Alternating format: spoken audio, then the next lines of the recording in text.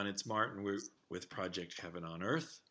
My guest today, I'm very pleased to say, is Nicholas Beecroft, who is MD and more specifically a psychiatrist in London, England.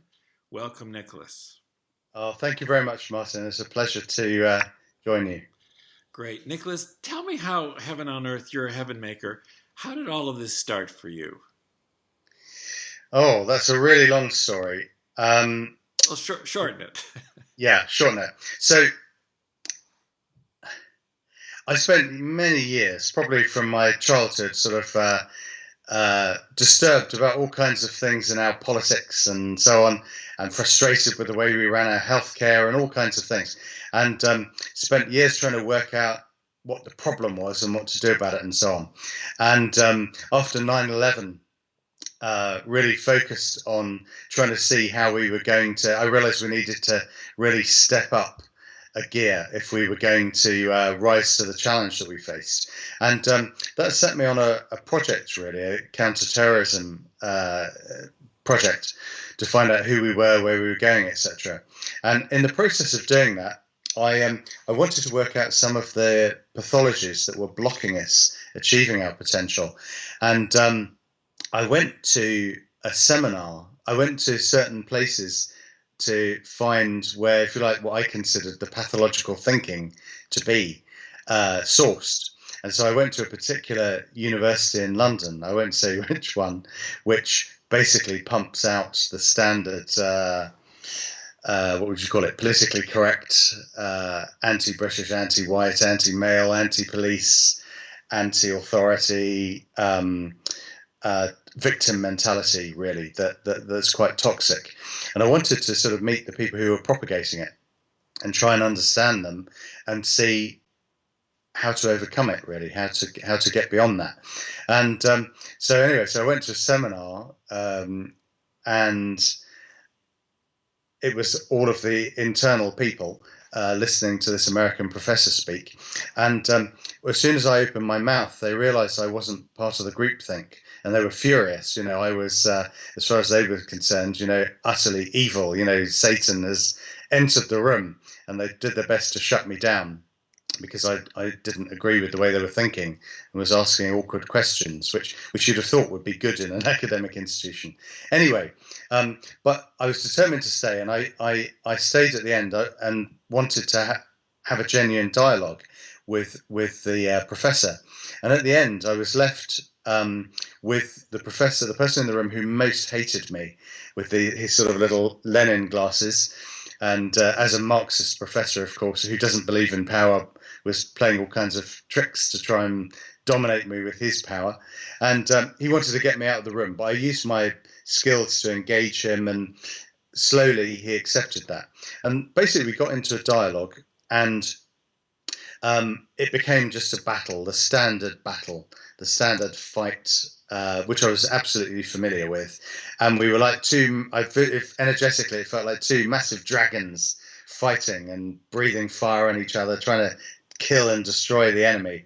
And each of us knew, it was like a First World War battle. Each of us knew every contour of every trench perfectly, every argument, every counter argument. And there came a point when I was just exhausted. I realized that, I could never beat this guy. Not to say that I thought he was right, but he had an answer for everything.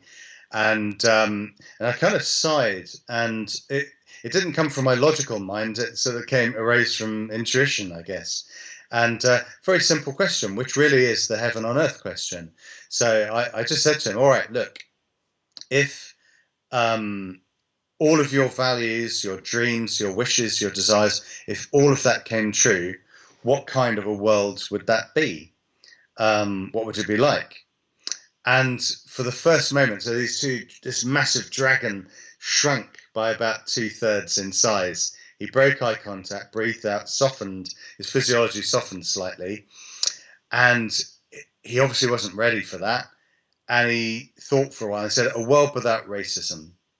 I said, okay, yeah, I agree with that. What else? He said, a world without sexism. I kind of laughed, knowing what was coming, said, okay, yes, I agree with that. And he ran through a list of all the anti-isms. And I said, well, that's great, but I agree with you on all that, but that's all the absence of something negative. Positively, what kind of a world would it be? And he by this time, this, I just changed metaphor, a windsock. I always think of it as a windsock that was the thing that kind of flag that blows on a runway to tell you which way the wind is blowing. It just gone, flopped. There was no wind in his windsock. And he just shrunk, and he was slumped on the desk. And he said, a world of equality of opportunity. And I said, great, I agree. But what else? That's not very much. And basically, I was thrilled because I'd gone there to find the source of this evil ideology that I've been fighting for so many years, trying to resist and overcome. And I was thrilled because I found the key to it. The way to destroy it, to leapfrog to the other side of this ideology, was to ask the heaven on earth question. But there was a big but, and the big but was that I realized in that moment that I'd spent so long fighting that way of thinking myself that I couldn't really answer my own question, the heaven on earth question myself. And so I realized basically that was very clear. That was the next phase. And I just want to point out, folks, it's interesting. You make a little point, Nicholas, which is a lot of times that I interview people about what is heaven on earth for you, they do say the absence of something. And I think a very important point is to say, so once that's gone, what's present? A very deep, deep point. And so what happened with you then is now you're open to, okay, so rather than just be in a battle with somebody, what is it for me? And then where did that lead you? Well, I launched what I call the Future of Western Civilization project. Let me just interrupt you, I love that title. Which, of course, is insanely grandiose, but it's also it's not in the sense that people say the same thing to me about heaven on earth. It's too grandiose, it's too big, but that's what I want. I want a world that works. That's right. And you want a future of Western civilization that works. So you launched this project called The Future of Western Civilization. And what did you do?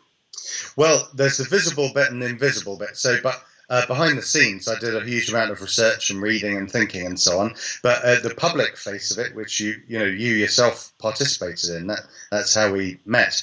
I interviewed roughly 30 visionaries, some visionary leaders, people who across the whole range of society, from everything from generations to value systems to the CIA to healthcare and so on, finance, people who had something that I'd identified that had a really strong positive vision of where we were going.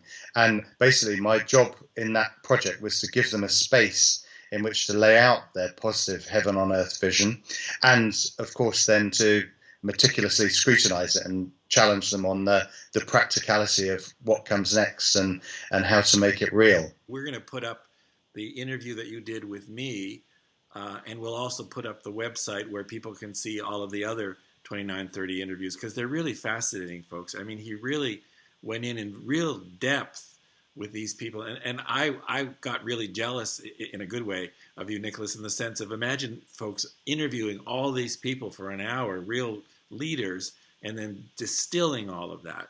And so then what happened after the 30 or so interviews? Well, by the end of that, it was interesting, actually. My girlfriend, Melanie, she interviewed me both at the very beginning and at the end of the project. Well, actually, at that time, we didn't know it was the end of the project. She interviewed me for a progress report, which you can see online. Having interviewed all these people, what do you think? Well, we'll put that up right now as well. Good. Thanks. And in the course of that, she said to me, again, it was an intuitive question. She didn't plan it, but she just said, as a psychiatrist, imagine what would it be like if Mr. or Mrs. Western civilization walked into your consulting room and they sat down. What kind of state would they be in? how would they be feeling? What would be on their minds, and what would you do with them? And that was kind of the light bulb moment for what came next, and that was Analyze West, which is a book. Do you have that there? Yeah, you asked me to. That's Analyze West, and basically that's the subtitle. Just hold it up a second longer, Nicholas, because I think the subtitle is also interesting. A little higher. A psychiatrist takes Western civilization on a journey of transformation. So, Western civilization comes into a psychiatrist's office, and Nicholas works with him, or works with it. And so that was the story of how, because over the years of all my analysis and writing, I had a 500-page intense thick file of all my analysis and so on, and it even bored me. I couldn't get my head around it. It was just too much to think about. And the beauty of that idea that she'd had was that it gave a vehicle to make it interesting and quite easy to write the analysis. So it was funny, actually. I still had writer's block and couldn't get it out because I was still thinking in my logical mind, and I thought, oh my God, this is infuriating. I've done all this preparation, I still can't do it. And I thought, well, come on. In my consulting room, when I see a patient, I can, within a space of an hour, deal with massive level of complexity, boil it down, usually, 9 times out of 10 to some kind of clarity and a plan.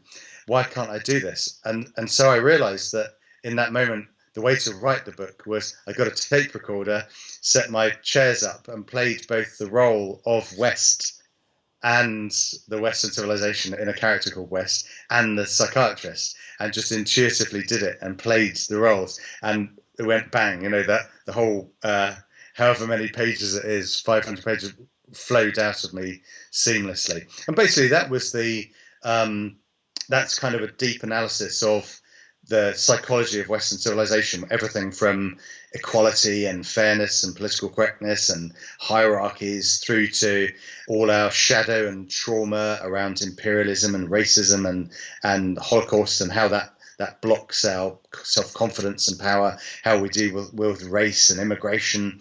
And also I did a role play between us, the West, and Iran and Russia and China and so on.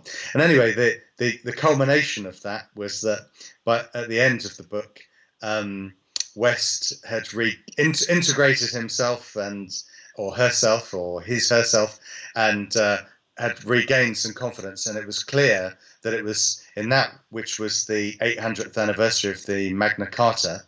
It was time to write a new Magna Carta, which is I want to interrupt because this is being watched around the world.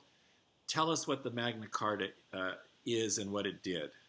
So the Magna Carta means Great Charter in Latin, and it was written 800 years ago in England on the banks of the Thames near Windsor, where the Queen lives now. And basically what it was one of the very early steps in the direction of democracy, and certainly British and English speaking and European democracy. And at that time, there was a king who they had the divine right of kings, who had the right to rule, and they were chosen by gods and all that sort of thing. And then there were the barons and the knights, who were the powerful men and warlords, effectively, who controlled territory. And a king had to have, obviously, a good alliance of these people. And also there was the clergy. And at that time, England was still Catholic and linked to Rome. And this king had managed to be so ineffective that he'd really pissed off all of these people simultaneously. So he'd launched lots of wars which weren't very well thought through, spent huge amounts of money, raised taxes, and also really annoyed the church. And so basically what happened was the nobles, the lords and the clergy got together, ganged up on the king, and essentially held him to ransom and said, we demand that you respect certain rights. And so what that was, the Great Charter was the first time that a king explicitly accepted that he had to rule by the consent of the people. Not actually, not the people, some of the people, a tiny number, but the clergy and the elite. And so it was rules about land, rules about money, the right of coming and going, and so on, and the rules about, you know, when you can and can't declare war, etc. So it was like the very first written down law. And it opened the notion of an, an oligarchy of one, the king, and it opened democracy. I mean, it was huge in terms of its impact. And so a year or two ago was the 800th anniversary of that, and then you decided what?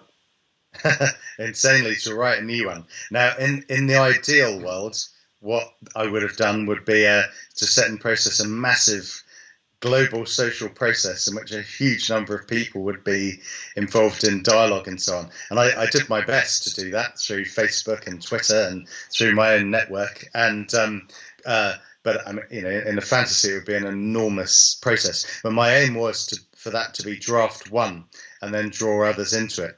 And so, essentially, what it is that the new Magna Carta is much bigger than the original.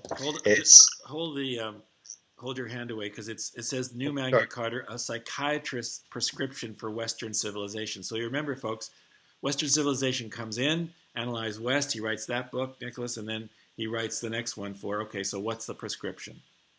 And so it's a funny combination. It's on the one hand, it's the rules of the West, which is kind of, this is the way it is. So because we've been very postmodern and not very good at setting boundaries and uncomfortable about making judgments and so on, it kind of gets to the other side of postmodernism, says, no, actually, we do need to be really clear who we are, what are our values, what's right and wrong, what's good and bad, what's true and false.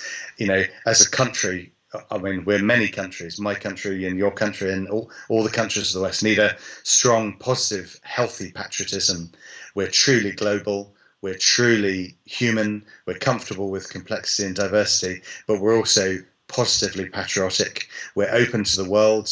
We're post-racial, but we are very clear that we, like a cell in your body, manage the boundary. So the border is a filter, and we filter people coming in for the skills we want, and to make sure that they want to become part of us, want to be one of us, and so on. I mean, that's just an example, but it's an insanely megalomaniac book that goes through, I mean, really everything from reforming healthcare to, you know, bringing healing and compassion back into healthcare, into science, reintegrating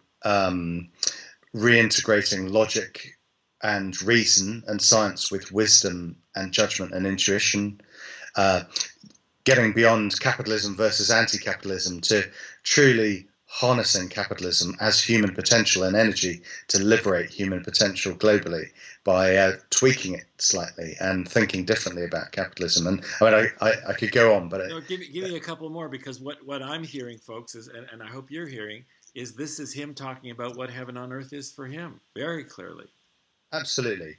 So on the subject of race, you know, getting beyond, it's a massive subject, but basically getting beyond the racism of anti-racism and the whole victim mentality game to being truly post-racial, to looking deeper than race, to looking at, you know, what really drives behaviors, what's really necessary to empower people, and being really clear that race is different to ethnicity, is different to identity, is different to nationality, is different to religion, is different to beliefs. These are all separate things to be treated quite differently. I think the environment, you speak about the environment? Yes, very much so. I think I'm drawing a blank on what I had to say. No, that's all right. Another topic then? No, the biggest one on the biggest one on environment actually is that now I risk turning off some of your viewers who might throw things at the screen. I'm not sure if global warming exists or not. I don't know. I don't really trust the science that much. But the great news is that really doesn't matter, because I strongly believe that we should, and when I say we, I really mean all developed countries, should put a massive World War II level of effort and resources into developing new energy technologies and new battery technologies, irrespective of climate change, because that will, number one, every time you fill your car with petrol, you're funding the Russian military, you're funding religious extremism and religious wars and civil wars around the world. And because if we do that, unleash all that R&D, imagine having infinite, clean, cheap technology, energy that's secure. I mean, it's amazing. You would create a new industrial revolution. And link that, and for the socialist people listening, the people who would most benefit would be the poorest 2 billion. It's an obvious thing to do. And so stop arguing about climate change. It's a waste of time. Do it anyway, because there's a whole load of other brilliant reasons to do it.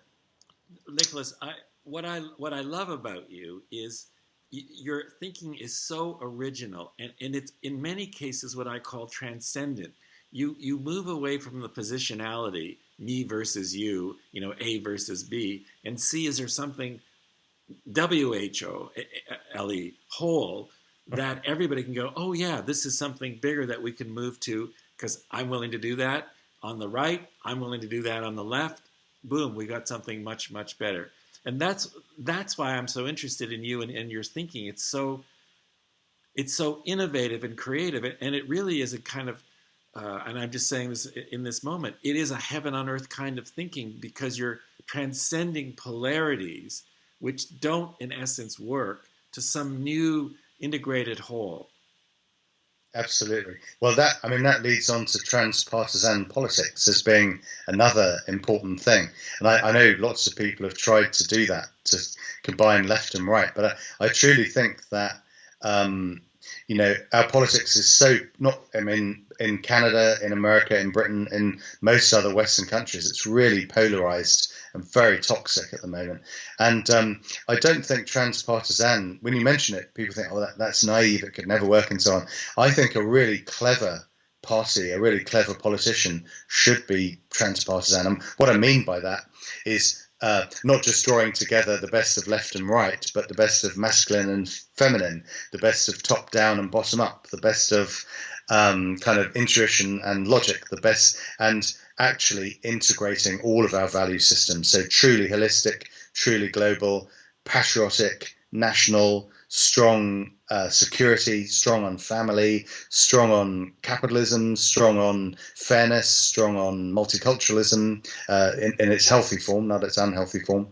And, for any individual policy, drawing the strands together for the strength of those, practically for what works, rather than just, as you say, the polarized positionality that ends up in unnecessary, strong debate is really important. It's essential to democracy. Freedom of speech is essential to democracy. Challenging ideas and doubt is essential part of science. And these are the core motors of Western civilization. So I'm not saying we shouldn't have those. We should absolutely have those and get rid of all the politically correct blocks on those. But we should have them with a deeper wisdom about what we're trying to achieve, and to get the best ideas and do it in a constructive way. Let me ask you, if we take all of this, what for you is the essence of heaven on earth? Do you mean heaven on earth for me, or do you mean the work that you're doing? No, for you. For me. I think the common thread in everything that I've done, and it will sound, I don't know, I'm thinking of my cynical colleagues, if any of those would be watching. The common thread is maximizing human potential. That's the common thread, but in an integrated way, not in a naive la-la way. So, medicine, psychiatry, psychotherapy, politics, business, all of these things are about maximizing the potential of human beings, helping us to be the very best that we can be, as healthy as possible, as secure as possible, as productive as possible, as safe as possible, as creative as we can be. That's the common thread, basically. Absolutely putting humanity and creativity and goodness at the center of who we are and what we do, bringing our civilization back to life. Nicholas, wonderful. Really, thank you, thank you, thank you. We're going to put up now as well your overall website so people can come and find out more about you. Just a wonderful interview, Nicholas. Thank you so, so much. Thank you, Martin. It's as always, it's a huge pleasure to talk to you, and thank you for the work that you're doing, Martin. I'm very excited to see your book come out soon, and I know I've read a few chapters or a few bits and bobs. I can't wait to join you on your world tour. Thank you, It's Nicholas. be really exciting. Thanks, Nicholas. A pleasure.